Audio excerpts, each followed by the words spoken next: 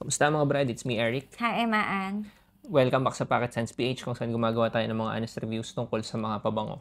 Nandito kami ngayon sa Dubai. May inattendan ako na event. Kagabi, may gala. Ang Kadlaj. Meron sila mga pauwi, pa-souvenir, mga freebies na pabango. Ngayon, yung isa sa binigay sa amin, dalawang pabangong pambabae. Ngayon, i-unbox namin na mabilisan. Tapos, First impression lang. first impression, particularly niya, pero makikiamoy na din ako. Yan. Call time namin in 15 minutes, So, kaya mabilis mabilisan lang. Oo. Ako na mag-open na isa. Baba na natin tong Bayong. bayong. Ingat ka dyan, ha. Kita ba? Hindi man lang natin binanggit yung mga pangalan ng pabango. Babanggitin natin. Una ka. So, itong unang ina-unbox ko, Ria Kadlaj siya. Ito. Kita ba yan? Itin natin para kung hindi man kita. Sige, ayan, ito. Ito is, paano basahin yan? Hindi ko rin alam yung Nafais, basa. na-face, Pero yung spelling niya nafais. parang nafais. Nafais. Parang napani. Mag-rib. Hindi ko alam kung bote lang yung, pero may amoy agad. Crystal clear yung niya, bottle niya. Color pink yung juice. Yeah, color pink yung juice. Light Lapit pink. ko lang. In case na hindi kita. Okay. Okay. Ito yung Ria. Sige, Okay. spray mo. Meron agad Wala. Meron. Ay, so ano kasi siya? Pressurized. Mhm. Isa pa. Pa? Okay. Okay. Nasanay ka sa hindi pressurized, napansin ka. Inaamoy ko siya kasi naamoy ko yung strawberry. Strawberry yung amoy niya. Tingnan ko nga. Ano ba? Yung iba ano kasi ba, nakasulat yung notes sa box. Ang Dito wala. Ang fruity nito na parang habang tumatagal may pagka-musky siya. Ganun. Tapos may citrusy din siya. May strawberry nga ba? May strawberry. Para siyang candy. Para, Sa akin. Malayo pa lang namin ko na. strawberry, Hindi ko sure kung raspberry, tama. parang ganun. O basta siguro may berry. Oo, no? may Kasi berry siya. yung color ng box, mukhang nagme-make sense naman na gano'n. Oo. Hindi lang ako sigurado. Parang ganito yung mga ganito yung mga gusto kong pabango. Girly. Mga fruity. Ito hindi naman siya Para siyang parang fruity na magaan. na magaan.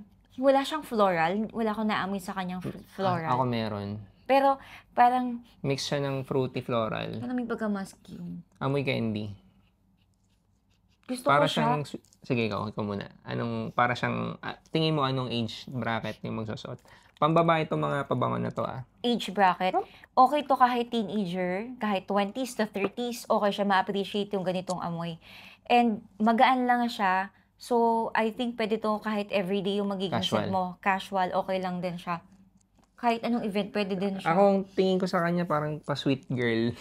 Pa-sweet girl. Kasi Feeling ko teenager. kahit Ganun. Mga, 30s, okay lang din. 30s pwede ako para sa akin. Pero, yun nga. Para siyang, parang ang youthful ang dating. Oo, Ang very vibe niya youthful. sa akin, hindi ka amoy pero yung vibe niya sa akin, parang ekla na pambabae. Okay, ekla na pang babae. Fruity yung amoy niya, pero hindi siya overpowering. Kasi may mga fruity na amoy na parang Medyo heavy. heavy, tapos Masyado matamis. masakit sa ilong din dahil sobrang tamis niya. Ito hindi, parang crisp yung kanyang pagkatamis. Gusto ko siya. Gagamitin ko. Ang dating niya sa akin, nung pagka-candy niya, kasi yung Sa ibang berry candy diba sobrang tamis. Ito hindi. Crisp yung niya. Hindi Parang overpowering, ganun. Yung tamis niya parang nanggagaling sa isang juicy na prutas na Ano ba nare-relate nito? ko sa berry. Notes nito. Hindi Hindi strawberry, kasi no? nakasulat, babe. Oo nga eh. Anyway, pero yun nga yung maano mo sa kanya, parang strawberry. Yun, Ganun hindi din yung kami tamis sigurado pero ganun yung vibe na nakukuha ko sa kanya. The next na Faiz, mag-grib. Hindi ko rin alam kung tama yung basa ko.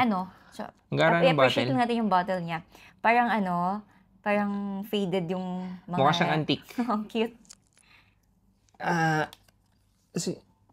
Baka may kinalaman sa pagiging Pero antique. parang gold, may touch ng gold or bronze Oo, kasi pala. parang siyang black na may faded gold. Hindi siya black. That's, may pagka-blue, parang dark blue. Sige, tama lang yung Colorblind. babae.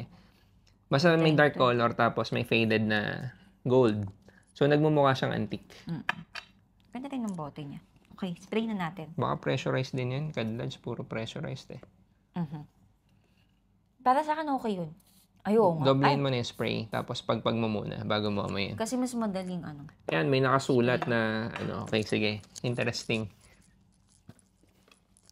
Mamaya Oy. ako sasabihin. This is fruity din. Na may pagka-wine yung kanyang smell. Sige, salita ka lang kasi madidinig ka naman. Ito Oo. yung notes niya na nakasulat. Ano nakalagay sa notes? Sige, mag-comment ka lang muna para at least habang nakikita nila yung notes. Ayun, fruity na parang wine, ganun yung kanyang amoy. Pero light, hindi siya matapang, hindi siya masakit sa ilong. Wait lang ha. Paamoy.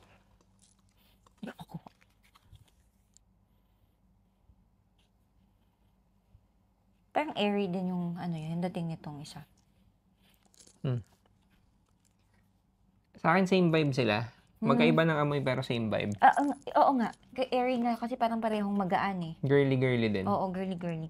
Pero, eto mas strong ng konti yung amoy. Kung Itong ikukumpara pangalawa? mo, oo, yung pangalawa. Kung ikukumpara mo dito, mas strong to. So, nakasulat sa notes niya, may yuzu. Sa experience ko, sa mga pabango may yuzu, ayaw niya. Pero, Yung Isimiyaki, okay. ayaw niya. Pero dito kasi hindi nangingibabaw yung yuzu. Yung yuzu, ang asim niya. Try mong amoy ng ngayon. Medyo may maamoy kang citrus. Meron pero hindi Hindi ganun katulad ka-prominent yung... Kasi nakasulat yuzu, Oo. tas may mandarin, may grapefruit. Fruity nga, pareho. Oo nga. Tropical fruits nga eh. So, fruity nga siya. Mm. Pero yun nga, yung yuzu, sa experience ko sa kanya, pag may yuzu yung perfume na note, nagiging comment niya. Kahit hindi niya alam na may yuzu sa note Habang naasiman siya, ayaw niya. habang tumatagal, mas nagugustuhan ko yung amoy to, yung mixture ng fruity na may pagka-citrus siya sa kanya. Parang medyo orangey na fruity, ganun yung... May orange na siya. Hindi pala. Parang matamis, tapos may pagka-orangey siya. Yun. Mas na-enjoy ko yung amoy nito ngayon kaysa dito. Mas gusto mo to? Parang mas gusto ko to. Sige, yung ganito first impression, kung i-rate mo Habang sila, 1 to nag-dry 10, down siya. pareho. Siguro mga nasa 9.5 sa akin to. Yung na-faiz. 8.5. Kasi mabango talaga yung first, mo sa kanya, yung initial spray mo sa kanya. Magugustuhan mo talaga siya. Lalo ako mahilig ka sa mga fruity scent talaga. Tsaka mga fresh din. Oh, pareho pala silang fresh, ganun. So, okay siya kahit everyday mo siya gagamitin. 9.5 to? 9.5. Yung Ria, 8.5. mas mataas yung Mm-mm. na-faiz. Problema ko dito, hindi ko alam kung paano ko basahin. Na-curious talaga ako kasi mukha talagang, feeling ko yung inspiration ng bottle is may kinalaman sa pagiging vintage o luma. Yun lang, may comment ka pa? Wala. Magta 10 minutes na rin. Itatest natin yung longevity nito Pwede mo ngayon. gamitin to ngayon. Actually, gagamitin ko nga to. Kasi ako, tingin ko Try ko freshies. siya gamitin. Pasok to na freshies. Pupunta kami saan nga tayo pupunta? Sa Safari Desert. Punta kami ng Safari Desert. So, matetest So, mainit, talaga no? natin. Oo.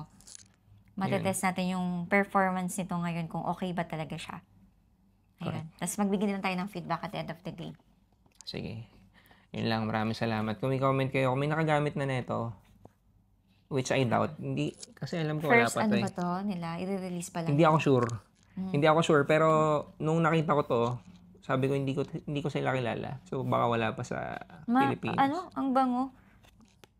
Pero kung habang if ever na may tumatagal, nakagamit mabango. na nakapanood, palagay na lang ng Parang- comment nyo kung ano yung experience nyo dito. Parang okay din, parang pang Pasko na yung amoy. Ano to? Kasi fruity. Basket of fruits. Pero nga may mixture nga siya ng asim. Citrus pala, iba yung asim na yung maasim talaga. Mas gusto ko yung Ria. Mas gusto mo yung Ria. Mas gusto ko yung initial spray ko dito. Pero mas na-enjoy ko yung amoy nitong... Fruity floral yung dating. Ito, more on fruits yung na-faiz. Yun lang, bababa na kami. Baka balik pa kami. Maraming salamat.